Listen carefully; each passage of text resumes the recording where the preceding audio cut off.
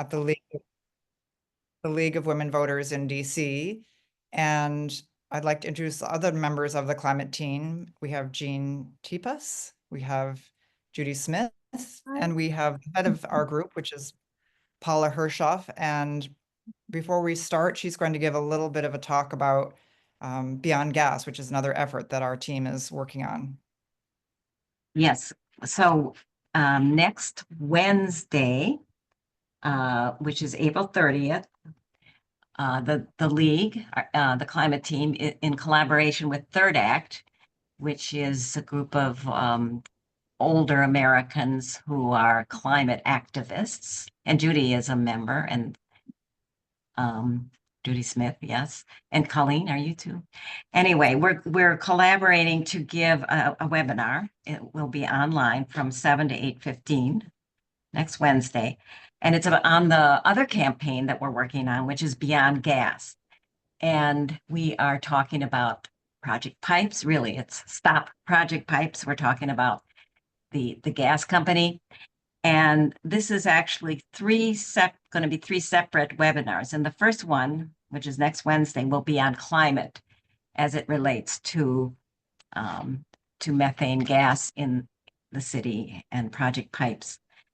And then the other ones, which will come later, are on health and the health of methane and finances of methane gas. And so I will be speaking at the one, and I'm going to talk about the leaks of methane gas.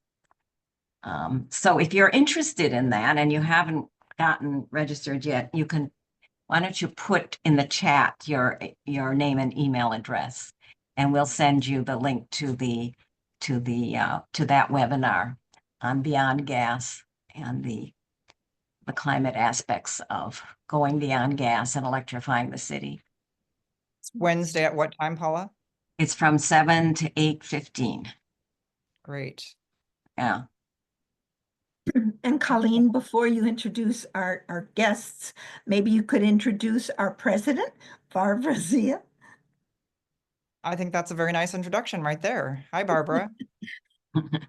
Hi, everybody. So nice to be a part of this. And I'd like to thank our guest speakers, particularly for being a part of this, and to our climate team. You all are amazing. Thank you so much. Well, thank you. And Susan Shore and Kirsty Pecci are our guest speakers tonight. First, we're going to have Susan give a presentation, and we'll have a question and answer period, and then Kirsty, another question and answer period, and then we can sort of wrap up with questions if we want. We're definitely keeping on schedule, 45 minutes for Susan and 45 minutes for Kirsty, but we'll see how it goes. And with that, I will introduce Susan. Susan Shore is co-leading the district bottle bill campaign known as 3RC for DC, the Return, Refund, Recycle Coalition for DC. Susan also chairs the Zero Waste Committee of the Sierra Club DC chapter. She is speaking today on behalf of 3RC.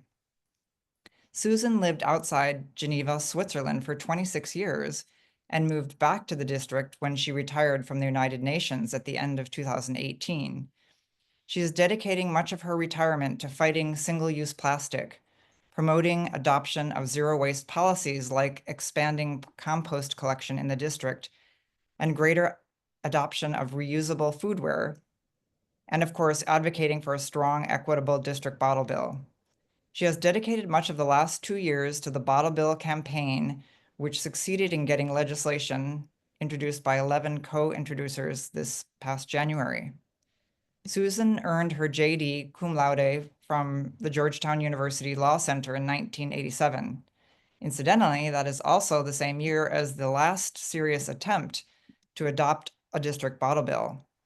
She and her coalition partners are confident this campaign will be successful, and we're collaborating with her, and we know that she will be successful. So Susan. Great. Well, thank you, Colleen. That was a really very nice introduction, and good evening to everybody. Thank you all for coming to hear this briefing. I would just add that the League of Women Voters is one of the coalition partners. We have about 25 coalition partners as part of 3RC, and we're really delighted that the League of Women Voters is one of them. So let's go to the next slide. Here are the topics that I hope to cover in this presentation. Just to get into why do we need a bottle bill and how do bottle bills work, a brief history of bottle bills in the district, what our campaign has achieved so far, what will happen next, and how can the League of Women Voters help. So let's go to the next slide and talk about the problem. So the problem that bottle bills are trying to address is the unending bottle and can pollution present in our neighborhoods, parks, and waterways here in the district. We do see it across all wards, but it disproportionately impacts neighborhoods that are already environmentally burdened in wards 5, 7, and 8 along the Anacostia River, which has been designated by the EPA as one of 3 waterways nationwide impaired by trash. Plastic bottles alone amount to more than 60% by weight of all the trash floating in the river and lining its banks. And Ward 8 Woods recently took the photo on the right of the slide near Congress Heights, dubbing it a sea of plastic. And really, if you look closely at these pictures, it is really a sea of plastic, glass, and aluminum because they're all present there. Let's go to the next slide. And this is how bottle bills work. So bottle bills are basically a deposit return program. There's a deposit placed on beverage containers, and people who return those beverage containers get that deposit back. Here in the district, the legislation, the proposed legislation calls for a 10-cent deposit. So consumers would pay a 10-cent deposit when they buy a beverage container, and then the deposit is returned immediately when the container is returned, usually to a reverse vending machine in a local grocery store. Deposits incentivize people to return bottles and cans. The kinds of beverages that are included are all beverages that are sold in plastic, glass, and aluminum containers, except for infant formula, animal dairy, and drugs. So most people, when they think about a bottle bill, they know about the deposit rotating around and round. You pay it and then you get it back. You pay it, you get it back. But there's another stream of money where beverage companies pay retailers and other return sites a handling fee to cover their costs in collecting and transporting containers to be recycled. The district bottle bill, if it passes council, would go into effect in 2028 to give everyone time to prepare. The bill includes performance targets for beverage companies. So the first performance target is a 75% return or redemption rate, as it's called in the legislation, at the end of year 1. And it would increase in subsequent years, and also includes targets for recycling rates, which would be the highest we would get would be an 85% recycling rate at the end of 2034. So you see, it gives time for the program to ramp up and get implemented. The beverage companies are required to set up a stewardship organization, and that stewardship organization has to develop a plan to achieve the performance targets in the bill. The plan requires review and approval by the Department of Energy and the Environment, and if needed, modification. Some deposits will go unclaimed. 25% of the unclaimed deposits will go to the beverage stewardship organization to implement its plan, and 75% will go into a special purpose revenue fund to cover government costs, reverse vending machines, and they will also be able to be used to buy lead filters for district residents with lead service lines, water bottle refill stations, and fund bottle reuse and refill programs. Taxpayers will no longer pay for the recycling of beverage containers like they do today. And we hope that the lead water filters and refill stations will decrease demand for plastic water bottles. Next slide, please. This is just a simple message, but about the effectiveness of bottle bills that have been tried in 10 other states and have been implemented for decades. They work to cut litter. They've been in operation in the US, as I said, for decades. And these 10 states that have had this law have seen a reduction in litter between 69 and 84%, depending on the cost of the deposit. States with a 10-cent deposit, like we're proposing for the district, have seen higher litter reduction rates. We can go to the next slide. In this slide too, we can also see some more about how bottle bills work. So bottle bill states slash litter because more containers get returned to be recycled and fewer are left out to be trashed. On the right, you can see the difference in recycling rates by material, aluminum cans, PET plastic bottles, and glass bottles in both bottle bill states, which are shown in green, and the non-bottle bill states which are showed in peach. Another statistic is that the 10 bottle bill states account for 27% of the US population, so about a quarter of our population, but yet they provide all 50%, over 50% of all bottles and cans recycled in the US. It's actually 51% of aluminum cans and glass bottles and 61% of PET bottles. So, and I would also say that the recycling rates here are a bit lower than we're aiming for in the district because these show an average of the 10 bottle bill states. Many of those states adopted their laws decades ago and haven't been able to update them. And so some of them just have a 5-cent deposit, and some of them don't include all the beverages that we would in the district bottle bill. You can go to the next slide, please. So district residents who have not lived or visited one of the 10 bottle bill states, they're curious to understand how it will work. And how it will work is we will largely return our containers to reverse vending machines at grocery stores. And the two pictures, the one in the middle and the one on the left, are reverse vending machines. The one on the left is a little different than we'll use for the bottle bill, but it is a reverse vending machine that already exists in the district. It's at Nats Stadium. It doesn't return a deposit, but it does collect the containers, and it might gamify a little to try to attract people to use it.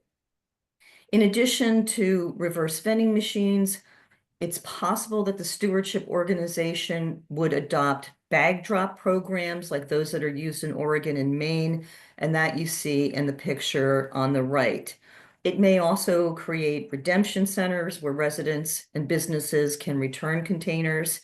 The bill provides a framework for these options, but decisions about what the actual return systems and programs will occur when that stewardship organization plan is developed, which will also include a period for public input.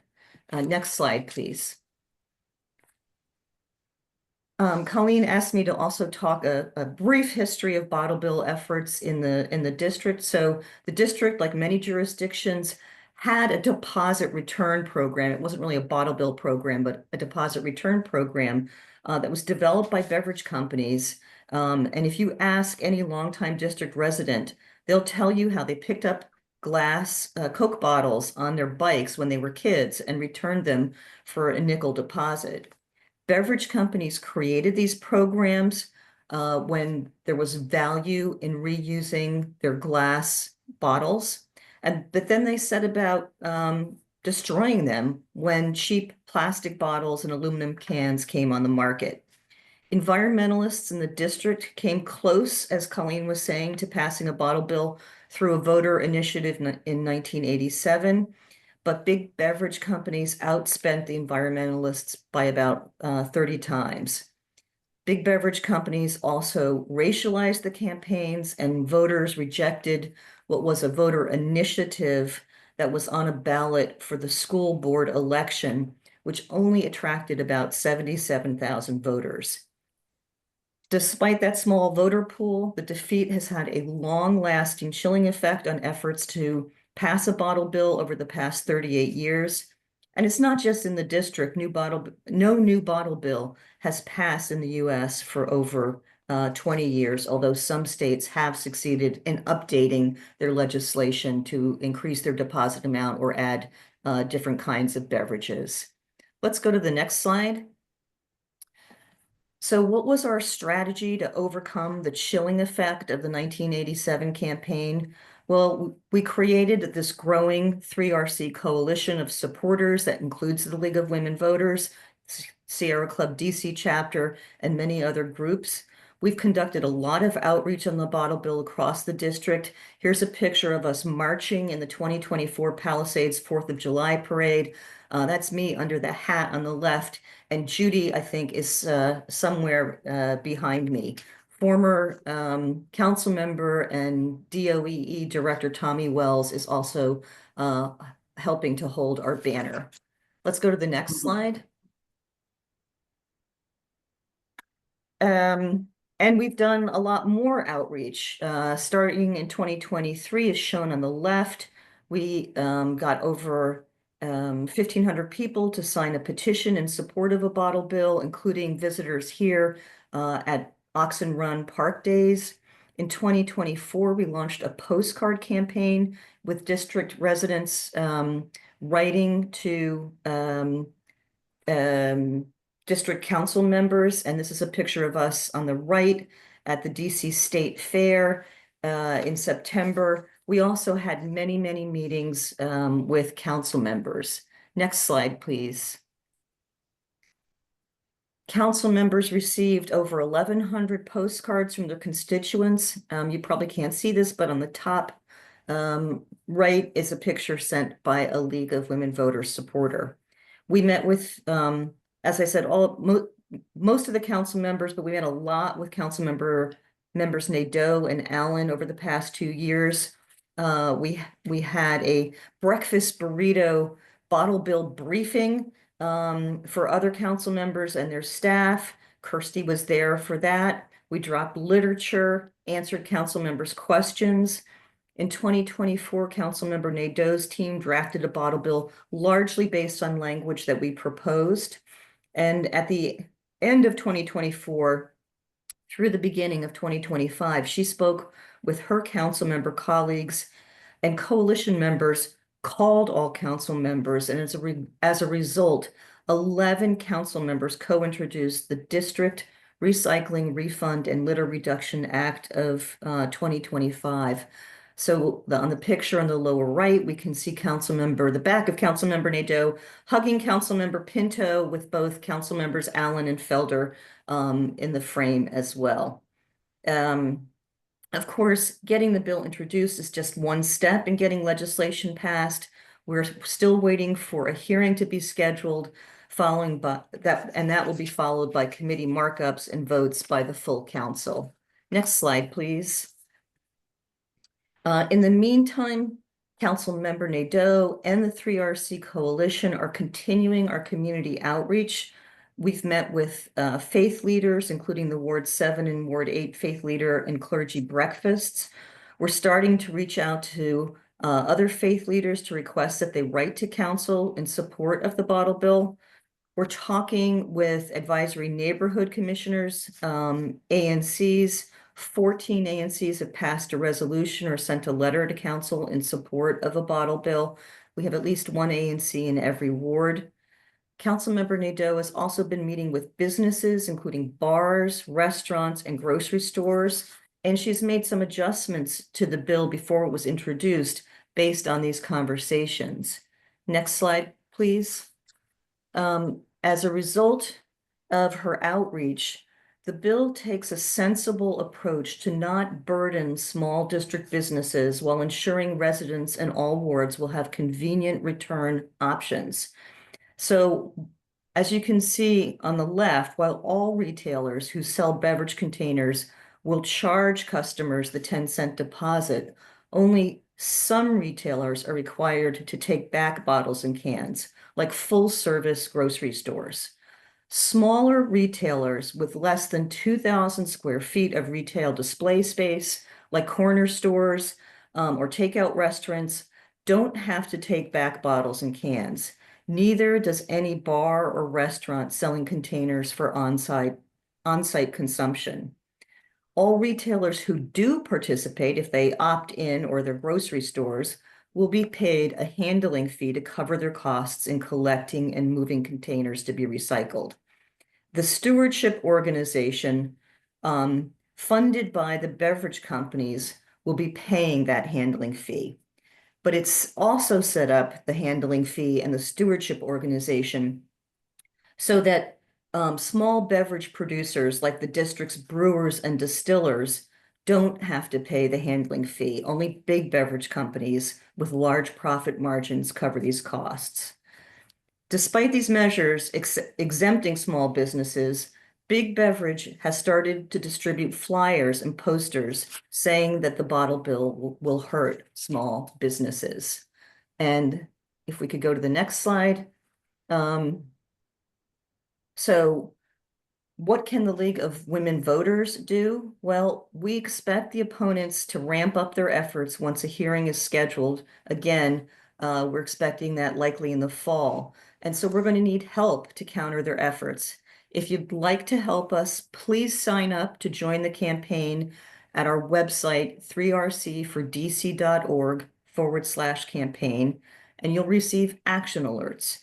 If you do sign up, expect to receive an action alert to sign up to hand out flyers about the benefits of a bottle bill. A future action alert will seek volunteers to approach those ANCs we haven't yet talked to, or we're going to seek help contacting clergy. So if you have a good relationship with members of the clergy or other faith leaders, that would be really, really helpful. And then once a hearing is scheduled, we're going to be asking residents to sign up to testify in support of the bottle bill. And Councilmember Nadeau is working on an action to contact retailers so that they know that their customers support the bill. As mentioned, the 1987 campaign was, the environmentalists were outspent by the opponents. We hope to raise funds to enable us to effectively communicate with district residents and council members. The Sierra Club, where I volunteer, was able to set up a link for donations to support the bottle bill. And if you're able, you could also please consider making a donation at the link on this slide. And those donations will be used to help purchase flyers, yard signs, run ads, all the steps that we need for an effective campaign. And that brings us to the last slide, which is if you have any questions and my contact details. And I saw that there was a lot of activity in the chat, but I'm not able to present and follow the chat. So somebody will have to bring me up to speed if there are questions. Thank you. I tried to answer some of the questions, Susan, because I knew it's impossible to do both at once. Great. The one question I didn't know the answer to that Christina asked was, aside from the stadium reverse vending machine, are there other machines available to visit the district? I thought there was another one at a park at some point. Not to the best of my knowledge. The only one Okay. the only one I'm aware of is at I Nats just wasn't sure. Nats Stadium. However, if you just Google reverse vending machines and videos, one of the big reverse vending machine companies is called Tomra, TOMRA, and they have some fabulous videos which show how the reverse vending machines do work. We Does anyone actually have one. I have a room on the Stop and Shop grocery store up the street from me here in Massachusetts. There's a room with reverse vending machines, you know, all along the wall, and it goes right back into the back room where they collect everything, and that's it. So, yeah, so they're very, very easy to find online. Check them out.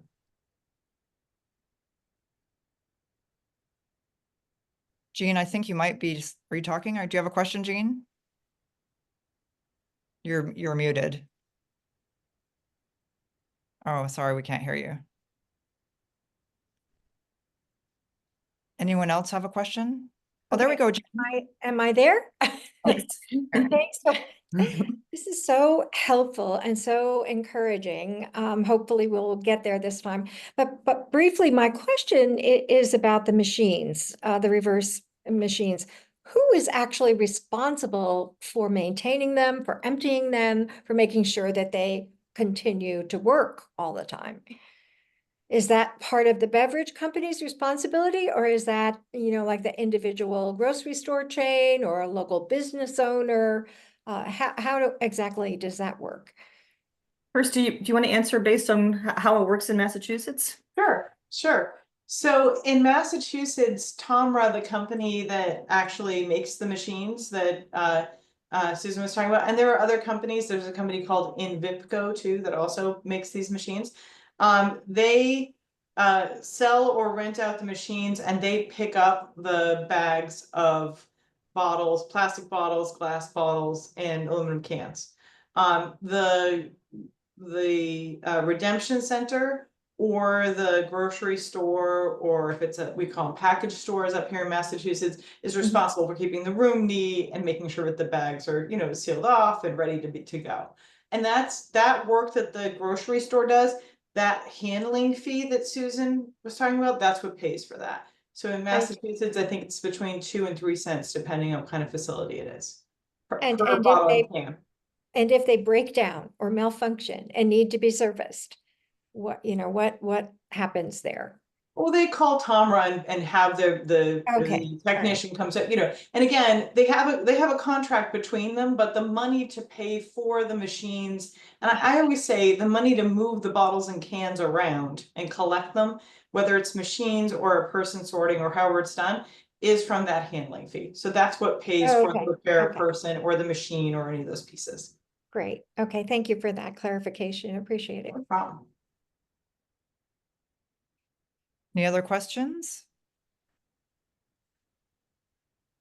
Do you want to say anything else, Susan, or I guess we'll move on? No, I saw that there was a question, I think that Kirsty already answered about the budgeting. The only thing that I would add to this, I think we're in for a really tough budget this year. In part because Congress is withholding funds from us because of the House's failure to correct a mistake in the continuing resolution that they passed. And also because so many federal funds are being slashed. And so I think it's very possible that if council wants to deliver on environmental programs, this legislation may be the only environmental program that they're going to be able to deliver for residents this year. It wouldn't start this year, but they would pass the law this year because it is funded by the beverage companies. So we are not advocates going to council and saying, please pass this bill and then come up with this pool of money to fund the program. We're saying, please pass this bill and the program is self-funding. So I think it's a really strong argument, especially in this tough budget year. Thanks. Okay, well, if there are no further questions, There's one more question in the chat. Paula Edwards is asking, what happens to bottles purchased outside the district? People can continue to put those in curbside recycling. I can put some more time into that too, as when we talk about the idea of where, where the bottles and cans go back and forth on the borders, if you want to, because that was a question that was asked up top too. okay, great. Well, then I'll introduce you, Kirsty. As long as I can get to my screen. Of course, it was working before and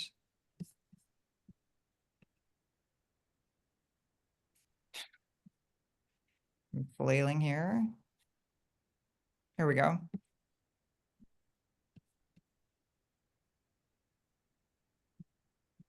Dear. All right. Kirsty Pecci from Just Zero, Sturbridge, Massachusetts, is the executive director of Just Zero, a national zero waste nonprofit. Kirsty established and was the director of the Zero Waste Program at Conservation Law Foundation and is a former MassPIRG staff attorney actively engaged in waste reduction and opposing the expansion of landfill and incineration capacity. She will explain what MassPIRG is. She also founded the Central Massachusetts group Residents for Alternative Trash Solutions to oppose a regional landfill expansion in her community and promote zero waste principles. Kirsty started her legal career as an associate in Nixon Peabody's Real Estate Environmental Practice Group. A graduate of Boston College Law School and Harvard University, she lives in Sturbridge, Massachusetts, and we so welcome you here to our group again. Thank you so much. Thank you so much for having me, Colleen.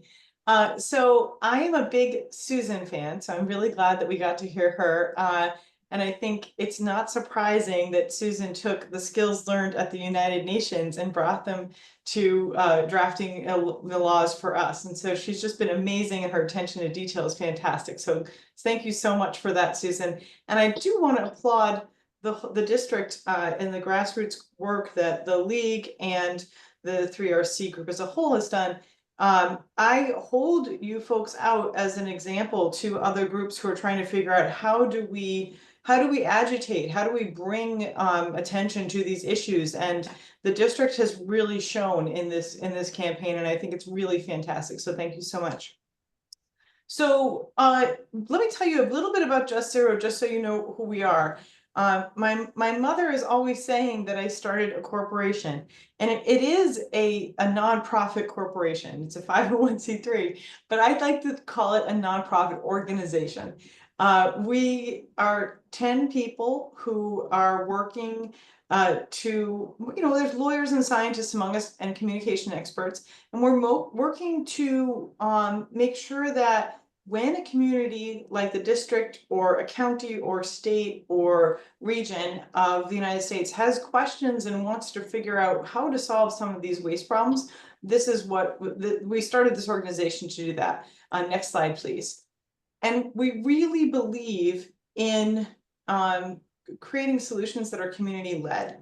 While I had some strong ideas about what should and shouldn't be in a bottle bill, it's really important when you're talking about the district or any place to listen to residents and make sure that what you're trying to do with them is what they want done. So we work on all kinds of waste issues: composting, bottle bills, pushing back against incinerators and landfill expansions, plastics issues, textile issues, sewage sludge. We work on a lot of different stuff. But we make sure that we're led by folks on the ground who actually live in the communities, because you're all the experts in your communities.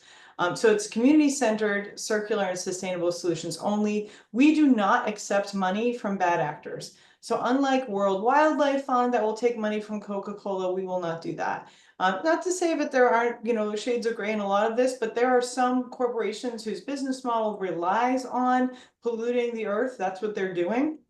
For instance, Coca-Cola is one of them, I would say. And we want to make sure that we don't take money from those folks. Next slide, please. We also, just so you know, have a series of legislative toolkits. This is something to be aware of. We're going to continue expanding these over the years. We're working on textiles toolkits now, and also sludge-free land toolkits and other sludge policies. We're thinking about some contracts too. And what we do is create these, frameworks for different types of laws, and then folks can choose their own adventure. So if it makes sense, for instance, if you're Virginia, for instance, and you want to work on food waste, but you can't ban food from disposal the way Vermont has, perhaps what you can do is pass a law that would be an interim step, like making sure that your city or county could pass those laws themselves, give them the power to do that. Because Virginia is not a home rule state. So again, lots of different layers of ways to get these things done, but moving us in the right direction. And we do have a toolkit that is beverage container toolkit. What we found in this process, which was really interesting, is that Susan and I put a lot of time into a draft. Then we handed that draft over to the council. The council took a look at it. Councilor Nadeau's office took a look at it. They told me that they looked at our toolkit also to better understand what the different sections were supposed to do. And then that's part of how they got to the final version, also by picking, I think, Susan's brain and expertise a lot on this too. So we've found that these are good education tools as well as ways to draft ordinances and bills. So please check them out at some point if these are issues you're interested in, or if you just want to get a deeper understanding in how beverage container laws, for instance, work. Food waste, greenwashing, packaging, like extended producer responsibility for packaging, single-use plastics, and then high heat facilities, how to stop those too. So those are the toolkits we have so far. Next slide, please. So when we're talking about waste and recycling, there are some principles that are always true. No matter what the corporations are going to tell you, no matter what kind of greenwashing nonsense they throw at you, there are some things that are always true.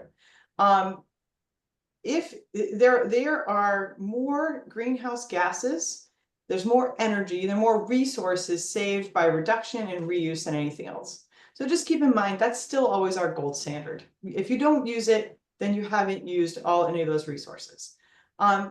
The more disposal you have, the more problems you have. Plain and simple. You want to reduce your tonnage. A landfill or incinerator is more dangerous the more it is processing or accepting.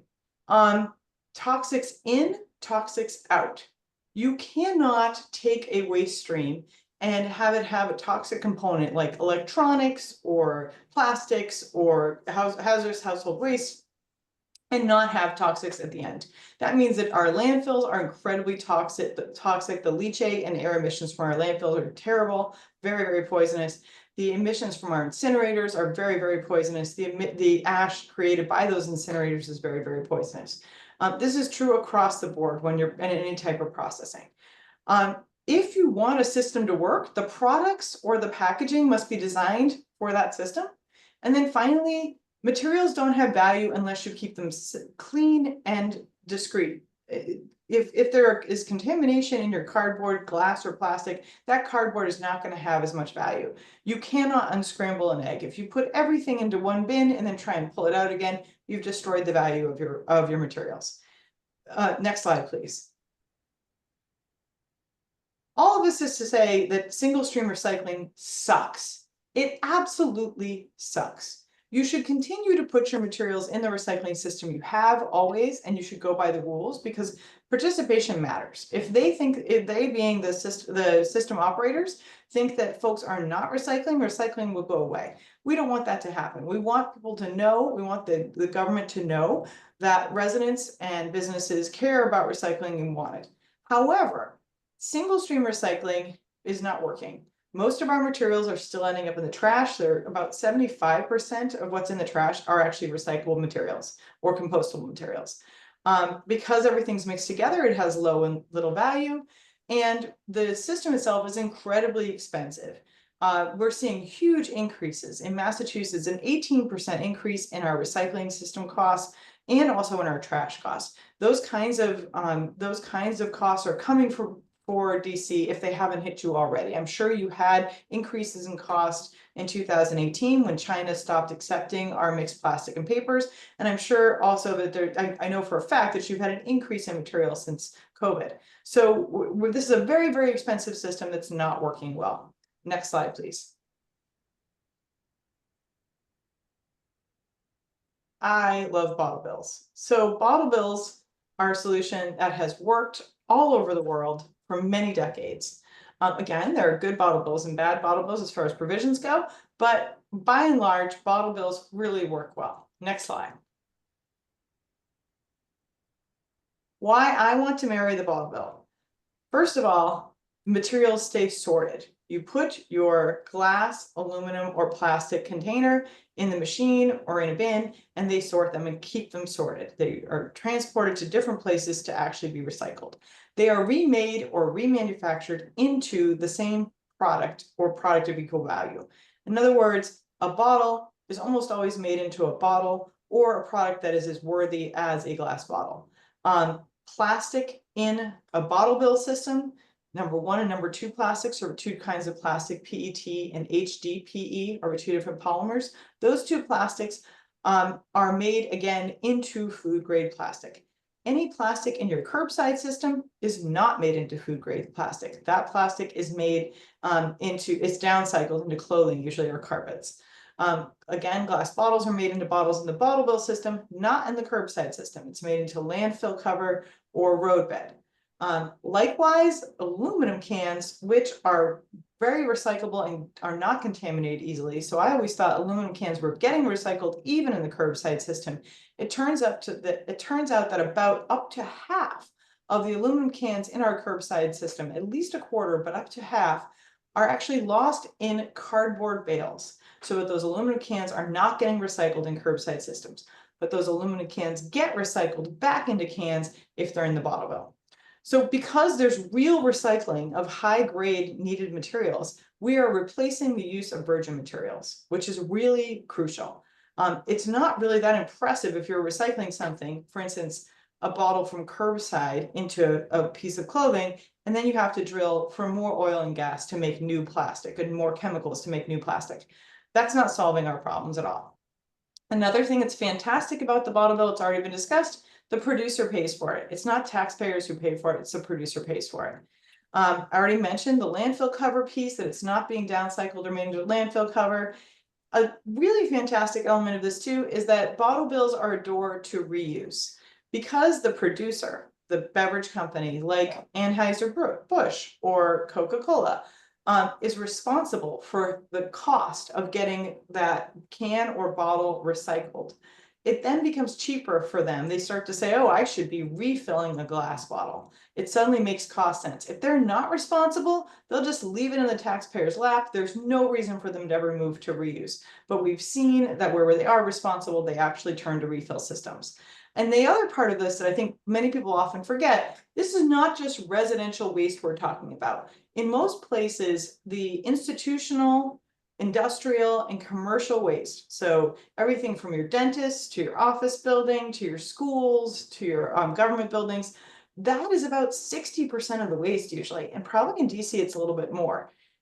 That material is not usually captured by curbside systems. Those facilities are not required to use a curbside system. Many times large apartment complexes aren't even required to use a curbside system. So bottle bills get bottles and cans not only from your house, not only from an apartment complex, but they also get them from government buildings and from businesses, because all of those schools, businesses, government buildings, they want to save money too. And bottle bills save everybody money. Next slide, please. So what does a good bottle bill look like? We need a deposit. That was already discussed. That is the incentive to bring that bottle or can back. Incentives work, people. We know that if you put the right number on there, it's going to get back to be recycled. Producer pays, already discussed that. That can be a registration fee or a handling fee, but the important part is the taxpayer and the consumer are not paying for this system. Almost all beverages are included in a good system. We want to make sure that we're getting the liquor bottles, they're big and heavy, the wine bottles, they're big and heavy. We want to make sure that we're getting as many containers as possible, because it's easier for people to understand. If for some reason their twisted tea is not included, but their iced tea is, or vice versa, people get very confused. So it's much better to have a system, it'll be on the label regardless, but it's much better to have a system that includes more bottles and cans than not. We also really like to see nips, for instance, included, because they're such a litter problem. We want to make sure it's convenient. If it's too hard to do, it's not going to work as well. It's plain and simple. So we want any large space that's selling beverages to have beverage machines, return machines to bring them back. We want to have clear targets so that the system is evaluated periodically, and then the deposit can be increased if people aren't bringing enough bottles and cans back. 5 cents is not worth now what it was in '83 when the Massachusetts system was passed, for instance. We need to make sure that we increase those deposits to keep incentivizing people to bring the bottles and cans back. And you want that to happen automatically so you don't have to fight about it every time. And then lastly, as with any law, you want reporting, you want transparency, and you want enforceability. You want the agency to be able to enforce this easily. We want everybody to know what's going on, and we want to make sure that that information is easy to find. Next slide, please. Susan already said this, but I think it's really important to just hammer this point home one more time. These systems save money on disposal and recycling. They also save money on litter. As Susan had a slide that showed, the litter avoidance is tremendous. So litter avoidance, it can be, up to 50%, 75% sometimes of litter is not going to be littered, either because it's a bottle or can, it'll be picked up or not littered in the first place, so people return it, or someone will not throw out their other litter because they're going to be returning their bottle and can, which is an interesting little piece of psychology there, but it works really well. Another piece, we talk about saving money on disposal and recycling. In recycling, we're talking about maybe 20% of your recycling by weight. So that's a lot of bottles and cans that don't have to be picked up, don't have to be hauled anywhere, and don't have to be sorted at the material recycle facility, which is the sorting facility, and paid for by the district. Instead, this is going to be handled in the bottle bill system. There are a lot of local jobs created by bottle bill systems. Many more jobs are created in a bottle bill system than there are at the sorting facilities we're talking about, the material recycling facilities for curbside materials. And then also it's a lot more jobs than would be provided at a landfill or incinerator too. So the job impact is huge, as Susan already mentioned. Huge climate impact on these because you're avoiding their use of virgin materials, but also recycling uses a lot more energy. Taking a glass bottle and making it into a new glass bottle uses much less energy, for instance, than having to make a bottle from scratch. Same with a plastic bottle, same with aluminum. So again, the energy and climate impact of that is enormous. Even better if you're refilling it, but the recycling is still really worthwhile and saves a tremendous amount of the impact that's in the environment. I already mentioned that it spurs the adoption of refill systems. So again, very, very effective policies across the board. Next slide, please. So I stole this slide from another Susan. So I just love Susans, I guess. So Susan Collins from Container Recycling Institute is an absolute bottle bill goddess, and she just understands the systems in the United States beautifully. So this gives you a sense of how many places in the world have bottle bill systems or are going to have bottle bill systems soon. It's a lot of the world because these systems work really, really well. We're going to see even more of this moving forward. And again, it's because it reduces the impact on the climate, reduces the impact on resources, and allows you to conserve resources, creates jobs, saves money for whoever is handling the trash, whether it's a business or the district or county or state, and also allows, as Susan said, for environmental programs to happen without there needing to be a separate revenue source. Next slide, please. So refill is a very real part of this too. And just to give folks a sense of that, Germany is refilling half of its beverages by market share. India, if you do a look at the entire country, 13%. Canada even is doing 5% across the entire country. And there are sections of Canada that don't have any refill at all. So refill is something that's very doable, very real. It is going to be where we go with this because the best way to provide beverages and then to take the bottles back and refill them is to have a standardized bottle that is refilled locally. I get this question all the time, so I'm just going to mention it to everybody just because I think it confuses people. If you are refilling a bottle, or if you are making a new bottle and filling it with a beverage, you have to wash the bottle last step, always. For some reason, people think there's no washing of new bottles. That's not true.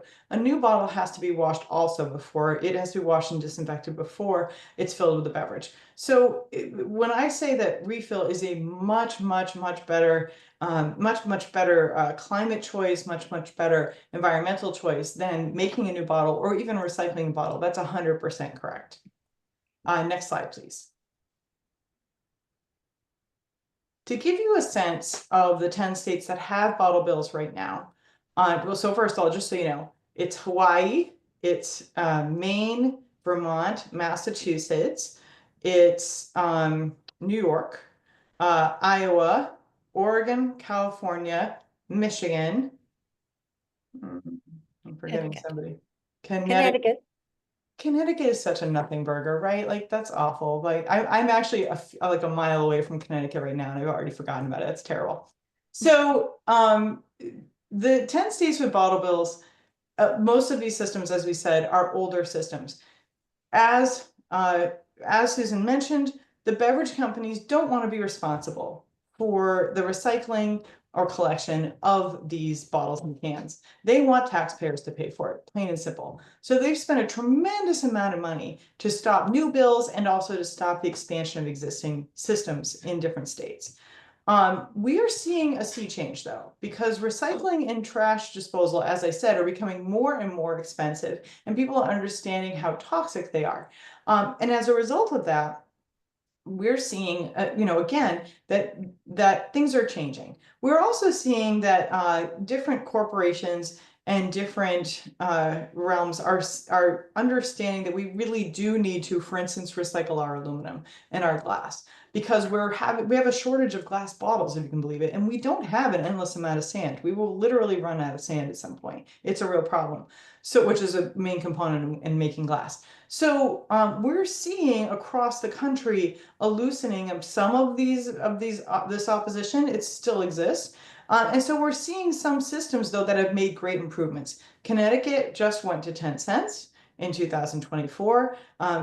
California added liquor and wine to our system. So we're seeing systems change. It looks like we're close to getting a bottle bill, perhaps in Rhode Island. We'll see. And I feel very good about our chances in Massachusetts right now, partly because of the financial situation we talked about a minute ago, which I'm happy to bring up again. So with the 10 states that had bottle bills, the most containers are included right now in the California and the Maine system. They pretty much what's being proposed in DC, which is liquor bottles, wine bottles, everything except for animal dairy, except for medicine, except for formula. California does not include the little minis, the nips, which as we call them in Massachusetts, but Maine does include the nips. And I think it's really great that the DC bill does, because they're a tremendous source of litter. We have 10-cent deposits in Connecticut, Michigan, and Oregon, and it makes a tremendous difference. They have more bottles and cans coming back simply because we have 10-cent deposits, plain and simple. Some of the states, Vermont, Maine, and California, have different amounts of deposit for different size and weight bottles. It's a little bit complicated, but again, that's been working for Vermont and Maine for a long time, and seems to be working for California too. So they also have pretty good rates of redemption. The worst performing bottle bill in the country is the one in my state, Massachusetts. We only have beer and soda included in it, so all those other beverages are left out. And it's still at 5 cents, which in Massachusetts does not make sense. We have a pretty robust economy here in Massachusetts, and people are not as interested in bringing back a bottle or can for 5 cents. So learn from our mistakes. One, you wanted to find a bottle like Susan did, and Councilor Nadeau did. You wanted to find a bottle or can as anything that was holding any kind of beverage, because we didn't know about kombucha back in the day. You want to make sure that that deposit is going to increase when your redemption rate drops. So if people are bringing back fewer bottles and cans, you want an automatic increase by 5 cents for your deposit. And so that's, we want to make sure that we avoid those Massachusetts problems. That being said, the 10 bottle bill states account for half of the container recycling. So even though it's about 27% of the population of the country, those 10 states are doing more recycling than the rest of them. So it's really important to remember that even a crappy bottle bill like Massachusetts is still much, much better than the curbside system. And that's before you even look at whether something's being downcycled or not. Even before you look at the downcycling issue, deposits make people bring their bottles and cans back, and deposits make sure that recycling really happens. So, so again, I can't say enough about bottle bills. Next slide, please. So as Susan already said, Big Beverage does not want to pay their fair share. They are just making money hand over fist, and that's the way they like it.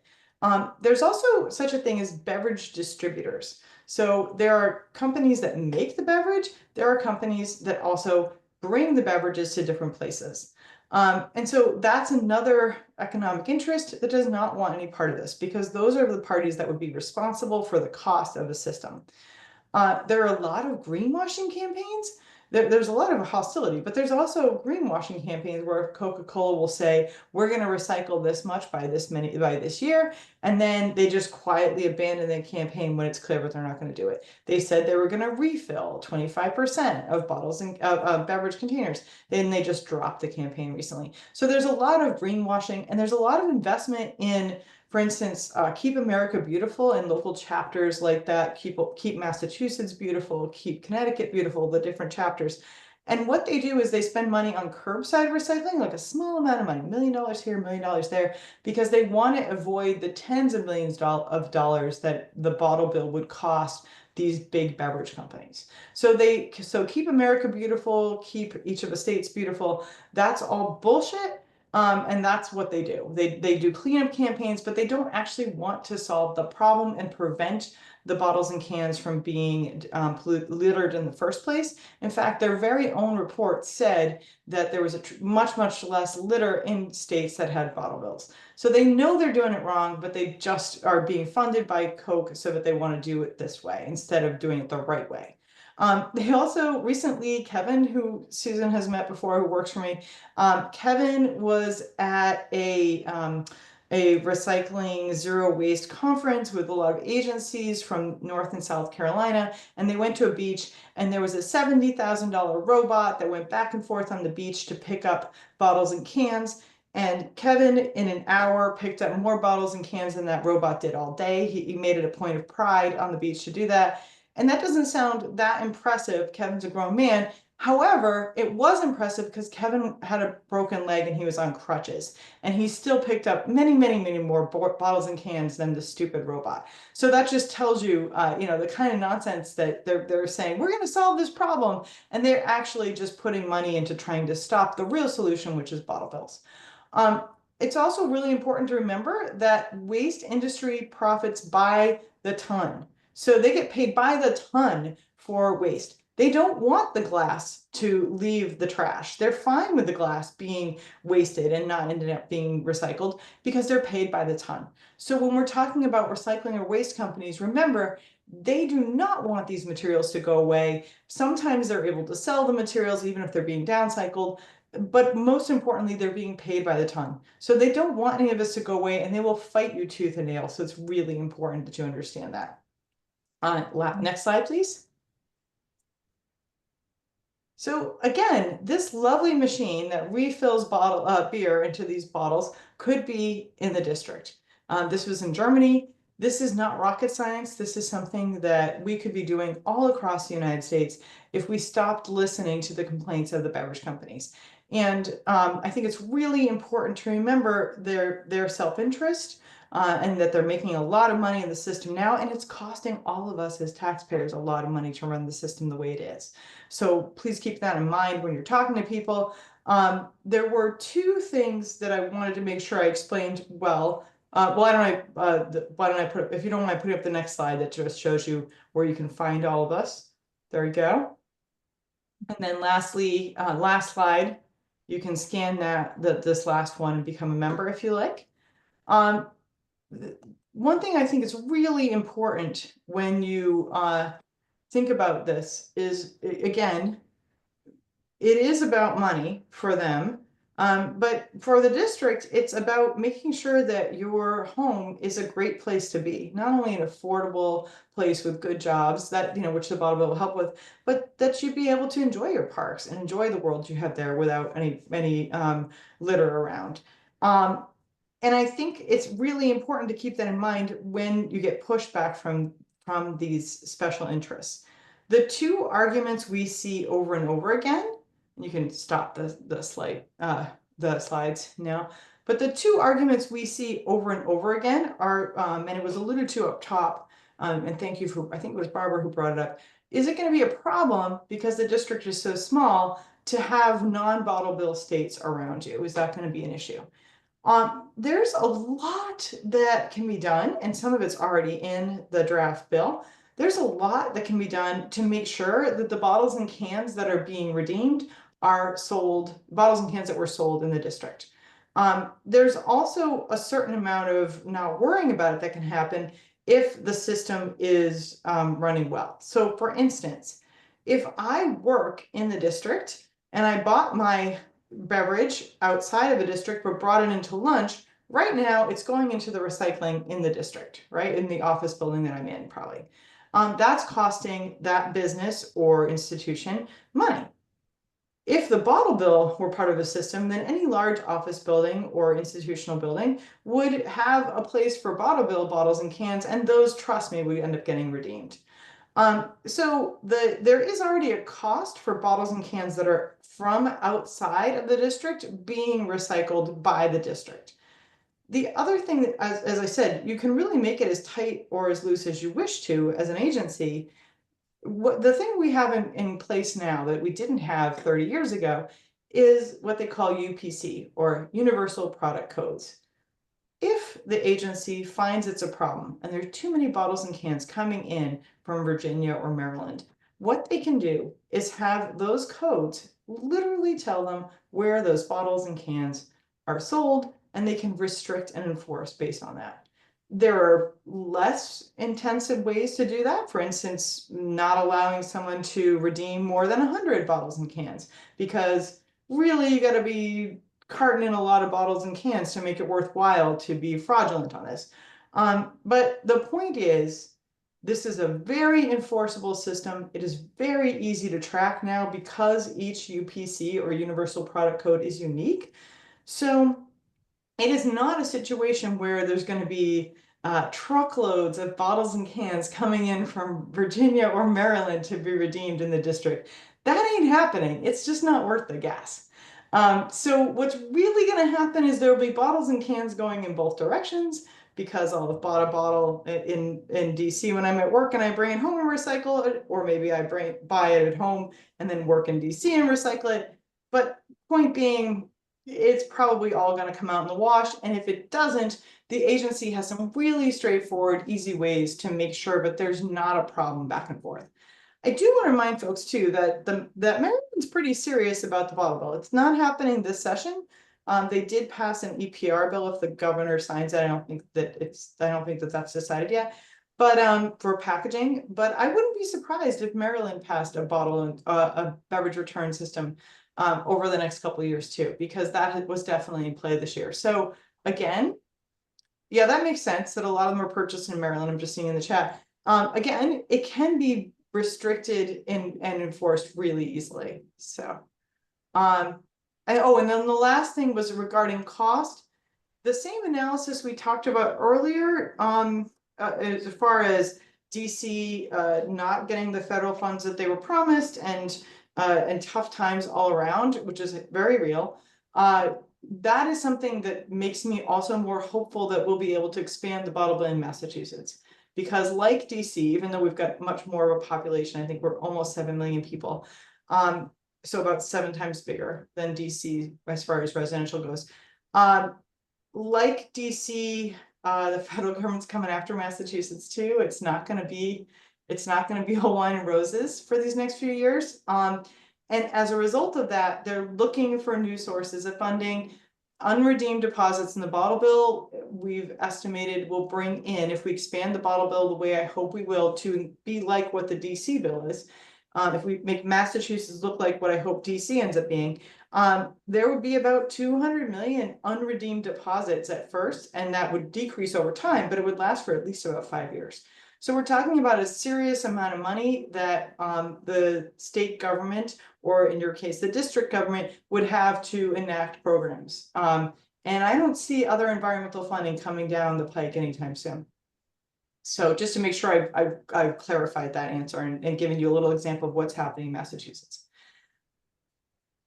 Any questions? Thank you so much for having me tonight.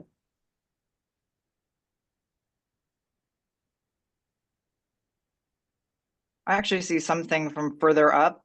Susan said 25% of the unclaimed deposits do go to the stewardship organization to enable the SO to implement the plan to meet the performance targets. Maybe somebody covered this, but Paula Edward asks, what is the cost basis for the 25% cap? So of the 10 bottle bills in the United States, 9 of them, the unredeemed deposits, right? That's what we're talking about. The unredeemed deposits do not go back to the industry. So in other words, other than Oregon, where all the unredeemed deposits go back to the industry, or the organization that runs the system, which is funded by industry, the money goes either back to the general fund or goes to fund certain programs. So there isn't magic about saying all of it, none of it, 25% of it. The way I look at it when we're saying, hey, how much should we give back to the industry on this? Because that's what the industry wants, right? Like they want the money back always.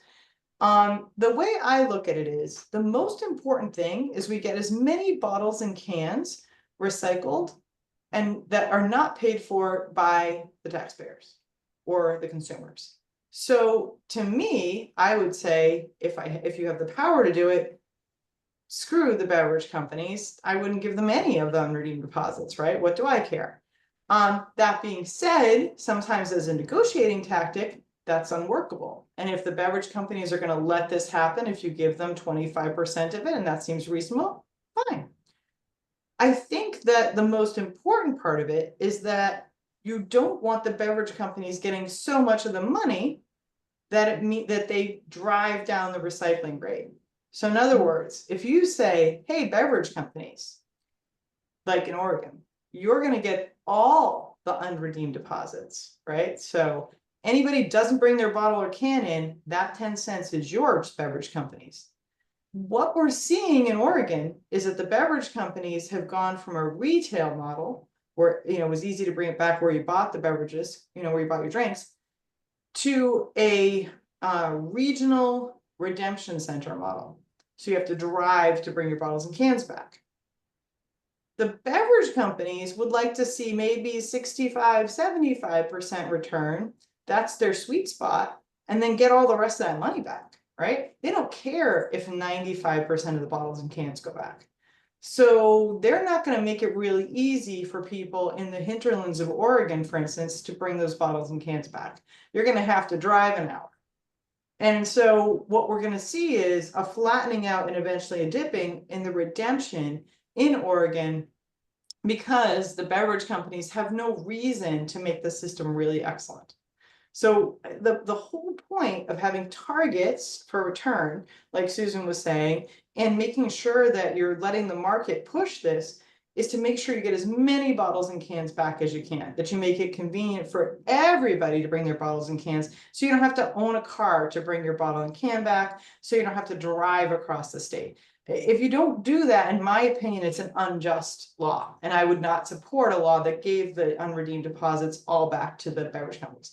Now, you want to give a little bit just to be reasonable? Sure. To be reasonable? Okay. But, again, so long as you have those targets, it will work. If you don't have the targets in place, then there's a danger, but they'll stop investing and will not make sure that the system serves everybody. And then you won't get all the bottles and cans back. Does that make sense? It does to me. And maybe, Paula, you could continue to ask your questions, but the second part of it, another thing that she wrote was, in a city with large tourism such as DC, there should be large amounts of non-redemptions to fund operations and with enough for public investments. there should be lots of non-redemptions. I'm sorry, there should be large amounts of non-redemptions. I'm just reading this. Oh, I don't know, Ju- I don't know what you mean, Paula. I wanna think weigh in here, Paul? Paula is talking about, that we should be figuring out what the operational costs are and that the unclaimed deposits should fully fund the operational costs for the beverage companies, which kind of takes away from, one of the points of this is that the beverage companies made certain packaging choices. They used to have the refillable beverage Oh, I'll containers. do you better than that, Susan. The beverage companies invented this system. Exactly. Because They it invented works this great. system. Yeah, yeah. And they used this system, and then disposable came along, and they knew it was going to create this huge litter problem, like the pictures in one of my very first slides, which is what we're facing right now. And so this is also an attempt to have them be responsible for their packaging choices. Right. I see Paula? Yeah, yeah. Paula has her hand up. Yeah. May I ask a question? Sure. Of course. Okay, thank you. I'm an accountant. That's why I do this. That's why I'm here. And I do accounting. I see how different costs. One of my theses was on cost accounting. So that's a real thing for me. And I heard in the beginning someone said this campaign should work. I'm happy if your campaign works. I'd rather see the system work. And the system isn't going to work if there's not some incentive for everybody. I've talked to bottling people. I've talked to people in Vermont who administer programs. I've talked to the small businesses. And I'd like to have a program that works. DC has huge amounts of tourists who don't redeem the bottles. They're sitting there, and someone, whatever the unredeemable income is in other states, it's bigger here. We also are very close to Maryland. I really don't purchase much in DC at all. Most of the purchases I make are in Maryland. So for me, this has to be a regional solution. And there are particularities in DC, I think, that we really need to look at. We can't extrapolate from a lot of the different states. Another thing is we're very close to Congress. And if the distributors don't like it, they'll just go to Congress and have it reversed. So if we want something that'll work, I think we need to put more thought into it. Thank you. Well, that's interesting. So, first of all, no matter what they will tell you to your face, the beverage companies don't want this at all. Excuse me. I really have to interrupt here. The beverage companies are all bad and you're all good. No. I don't care what they tell me to my face. I read their financial statements. I see what they say on their financial statements. I see the taxes they pay and don't pay. Mm-hmm. So I'm just looking at this from a purely financial standpoint. I don't care what they say. I really don't care what you say. I want something that's going to work to cost effectively collect trash in the district, get it out of the waterways, get it off the streets, and that we can sustain, because in DC, we're always setting up these programs that don't work in the long run. They sound great on paper, but we can't get anything to work. Well, as far as the what works and what doesn't, I will tell you that the beverage return systems like this are the absolute best recycling systems for cleaning up litter and getting this material out of curbside and out of the trash of any system I've seen in the whole world. I've traveled around the world looking at these systems and talked to experts from all over the world. I've talked to experts in India and Israel and Germany, for people from all over the world. And these systems actually get the bottles and cans off out of the rivers, off the sides of the road, and out of your recycling and trash system. You are paying right now for your recycling and trash. So while I totally hear you as far as the beverage companies have influence, and you may not have enough influence to overcome that, if you care about tax dollars and what you're paying in the district, this is a way to save money that I assure you, if enacted the way it is drafted now, and I think it's a very reasonable bill. Again, I would have gone a little further probably about not giving them the 25%, as I already said. This will save the district that money. And I'm talking about hundreds of thousands of dollars a year in your recycling, in your trash cost, period, right off the top. Again, I hear you about the idea of having to educate tourists, but I would remind you that most of what we care about here and that is costing you the most money are the bottles and cans that are going in your curbside and in your trash. When it comes to, say, you go to the Smithsonian, if you have next to the trash a bottle and can bin, it doesn't have to be a redemption machine even, or you could have a redemption machine, but even if you just had a bin, those bottles and cans will go back. To give you an example, in Massachusetts, because our Coke and sodas and beer are redeemable, but our water bottles aren't, canners will go to our parks and pick up and redeem the soda and beer bottles. They will leave the bottled water bottles behind.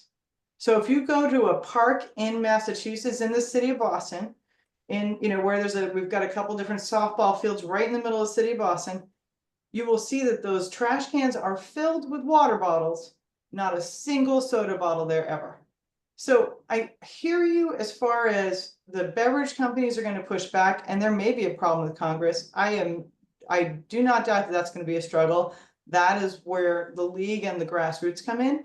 But as far as financially and looking at the accounting, this is going to work for the district. No question in my mind.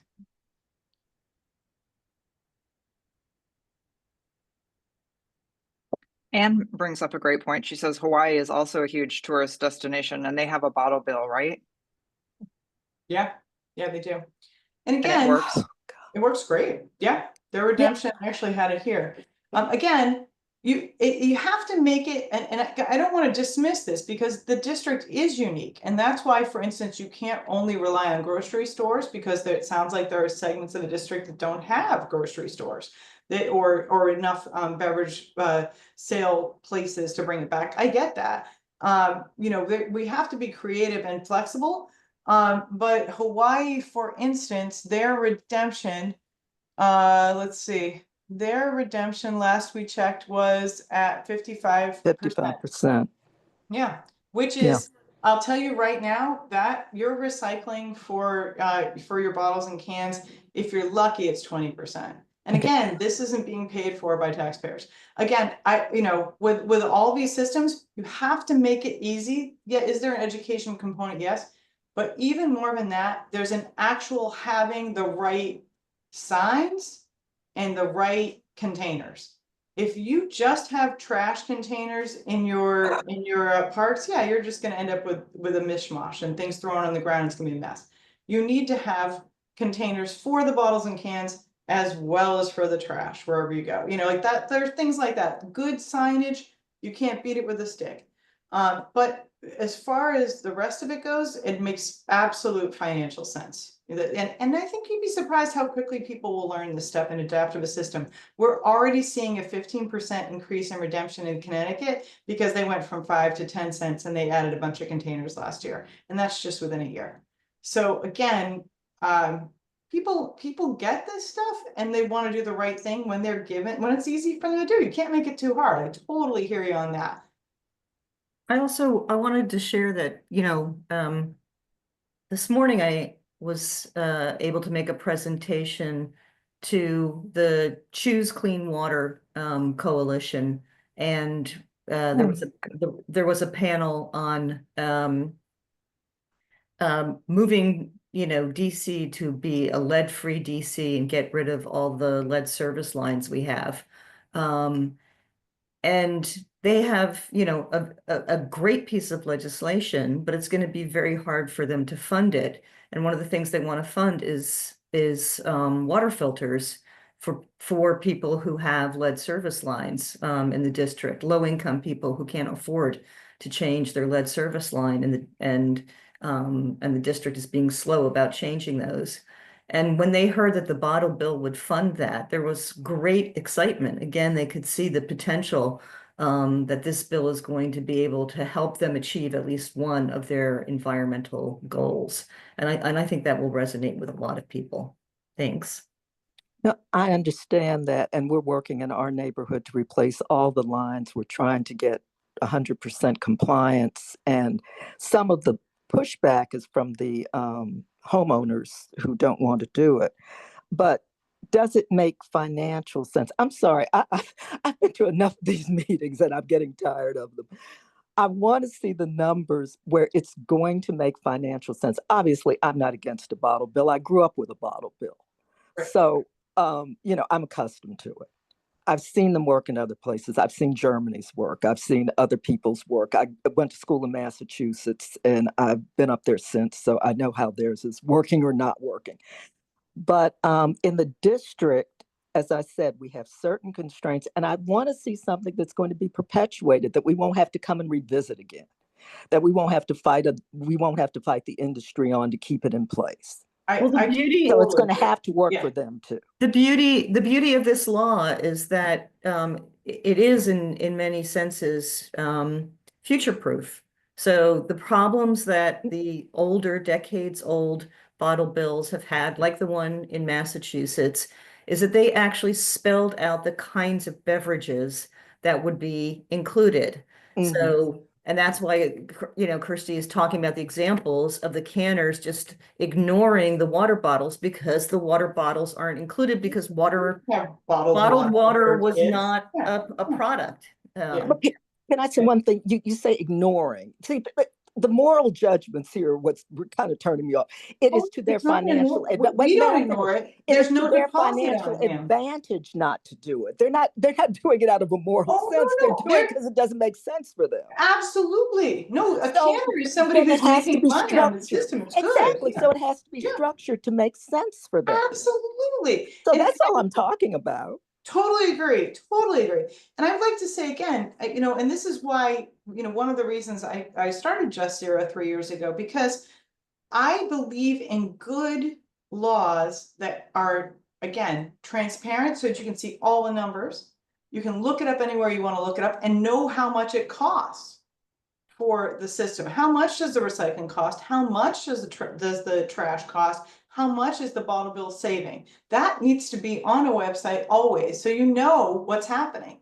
The canners, for instance, are entirely being reasonable and sensible. They're not going to pick up bottles of, water bottles that they can't redeem. Who would? And so when we look at this law, when we look at Massachusetts, and you know, as Susan said, we drafted this, and the models that I work with are always drafted this way. If I have to go back to the well, to heck with that. No way. You want to pass a law that's going to evolve as needed.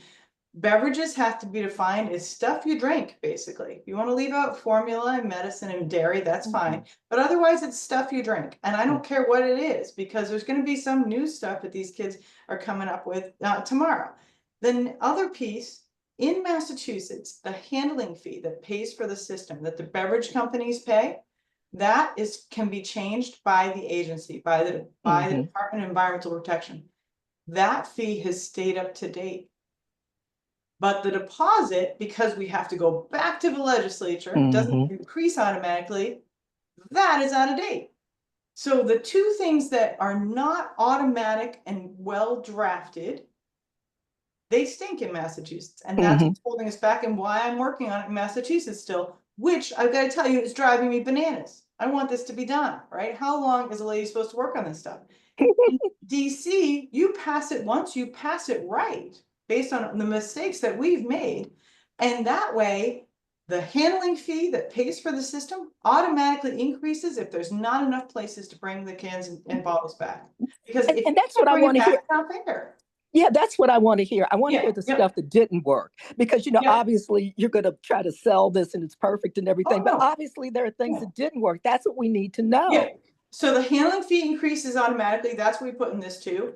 The beverage are defined as beverages that are being sold. We do not, my son was saying that he and his friends had twisted tea the other day. Are you kidding me? Who the heck knows what that is? Is that liquor? Is that tea? Who knows? You know, whatever. And the same with the deposit. It needs to automatically go up. If the bottles and cans are not Right. coming back through the door, it automatically goes up. Mhm. The other thing I will say, that enforceability, if you read the enforcement, you would be able to tell that Susan and I are both mean attorneys, because we just went after it and made sure that not only could the agency needs funding. That's the other thing. I don't know if we mentioned. If the agency, we should not have to raise tax dollars to pay for the people to enforce the system. That's a Mhm. problem we have in Massachusetts too. This funds those people working in the agency to enforce the system. Mhm. That's crucial. Mhm. And if they're not doing what they're supposed to do, and you all want to bring a 10 citizen suit and say, hey, you're not doing what you're supposed to do, you can do that. That's always crucial, that that residents can look and say, you're not doing what you're supposed to do. And I will say too, just so you know, I don't base what I work on based on whether I think it's like popular, or I don't make any money. Like, if everybody in the country passes a bottle bill, I make no money on that. Like, there's no money made. I don't make any money, period, really. I just make, I raise money to pay my people. We're a nonprofit. So I only support the stuff that works, because and I'll tell you, I was in transportation advocacy and moved entirely, I was doing both and moved entirely into waste. And the reason I did that, I love transportation. I think it's really important that we have good public transportation, et cetera, et cetera. However, it's expensive. This work I do because it saves you all money. I can get these programs done and have a tax benefit for everybody. So for me, if I'm protecting human health, making the climate better and saving money, that's just, I couldn't resist that. And that's why I'm in the waste world, because almost every program, composting, it's gonna be cheaper to compost than to throw it away. Like, almost every program is that way. So just so you know, when I say I love the bottle bill, it's not because anybody, if I don't like something, I will say what I don't like. And it has nothing to do, like, honestly, I just have no shits to give at this point. I'm 54 years old. I don't care. So, like, honestly, I will only work on the things that work, and I do not have any reward to coming to me, whether they happen or not, honestly. I mean, I hope my funders will notice I did a good job, but that could work to my job. If it all passes, then maybe I won't get any funding because there's not any bottom bills to work on. I can't win for losing. Colleen, did you have something? Yeah, I'm gonna jump in because we're at it's a little after 9 now. This has been Oh, a shoot, great, sorry. rigorous, fun. No, it's been great. Really, This really has been great. great. I really enjoyed this. Yeah, Yeah, thank you. fantastic. I love it. I really love it. But we're edging past my bedtime now, so I'd like to wrap up. Does anyone have any other questions? Short questions? If Can I we're make going to just say, one quick comment, Colleen? One thing that Sure. really hasn't been addressed is the fact that there are studies ongoing right now in a couple of universities looking at microplastics getting into human bodies, brain, other organs. And the more we can do to reduce waste, any way we can do it, the better off we all will be. And my second comment has to do with the issue about, yes, we are a tourist destination. Yes, we have a lot of cans and bottles that come in from both Maryland and Virginia. However, it's my understanding from talking to people involved in, this that I've just recently gotten involved with, that Maryland and Virginia are looking closely at the district. That's great. And if our bottle bill passes, then that will just enable them, I think, to feel more invigorated, maybe make it more of a priority. And I think that kind of will help all of us in the long run. So it's not just economic, it's public health issue as well. I will say too, and again, I'm being totally transparent myself here. It could be the If hardest. if the district passes a bottle bill, then all the people who come there, not only as tourists, but to work in the government, all those 22 years olds named Emma and Hannah who are working They're in not coming buildings anymore. down there, right? Who they all, I swear, Megan, Emma, Hannah, Caitlin, and they all spell a different way. But everybody, all those aides that I've met with in the buildings of the government, they will go back to their states and say, why don't we have a bottle bill? Because once you get used to not throwing bottles and cans out, you never want to throw them out again. And so again, I think not to put that on you, that's not your responsibility. However, you are not only influencing all those tourists, but all the legislators, all their aides too. Tell us what to. Well, thank you, everybody. That was really, really just terrific. And maybe we'll do it again soon. But until then, thank you and good night. Have a great night, everyone. Thank you so Thank you. much. Thank you so Thanks, much to our everyone. speakers. Thank you. Thank you, Very Susan informative. and Kirsty. Oh, Thank you, Kirsty. Thanks, Thank you, Susan.